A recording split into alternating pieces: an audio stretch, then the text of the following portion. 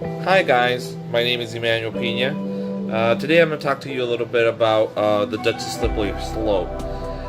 Since 1970s, series of court decisions had established that the Dutchess doctors hadn't had to fear to take their patients' life away. They could assist these patients to do their suicides without any consequence.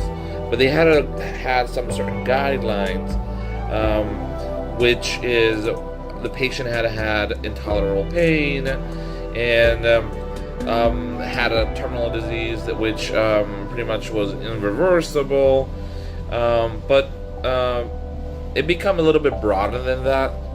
So on 1986, there was a landmark court overruling that the patient in this case did not have a terminal illness or a acute physical pain, and somehow they overruled that patients that had a psychological problem or a potential disfigurement personality disorder wasn't able to commit or grant them the request of having an euthanasia.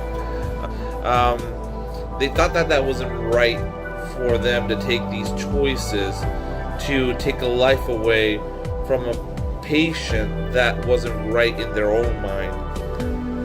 A Dutchess end of life clinic were established by Pro Euthanasia Group in 2012, which provides euthanasia for patients that regularly physicians would deny the request because in most of the cases they had a mental illness or dementia, or they just were tired actually living.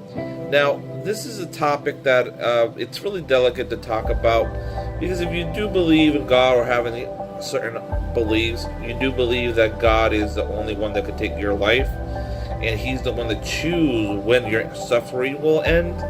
But again, you have to put yourself in the shoes of these patients that are suffering and have this terminal illnesses or illnesses that they can tolerate their own life, and they actually are requesting their life to end because they find their life isn't meaningful, because quote unquote they don't have a healthy life like you and me do have.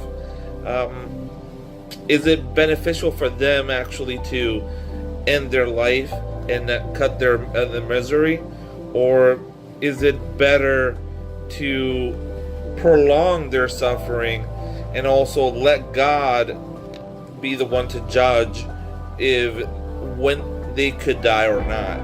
So that's actually something that, to me, it's a dark matter.